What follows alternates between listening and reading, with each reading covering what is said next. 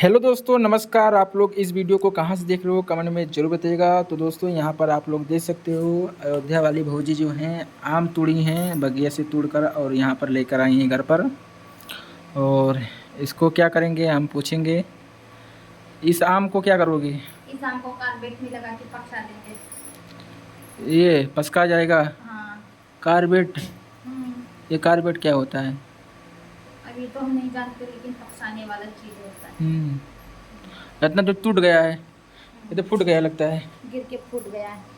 ये क्या होगा? इसको कुछ है क्या हुआ ये? जल का बनेगा, जल का। गल का?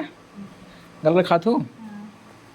तो यहाँ पर दोस्तों देख सकते हो बहुत बड़ा बड़ा आम है और इसको पसकाया जाएगा। उसके बाद पकेगा तो खाया जाएगा।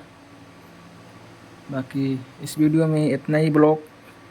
अगर वीडियो अच्छा लगा है वीडियो को लाइक करिएगा और जिसको भी खाना है 2 दिन के बाद आइएगा। लाइक करके बताइएगा कहाँ से हो। हैं और चैनल सब्सक्राइब कर जाइएगा।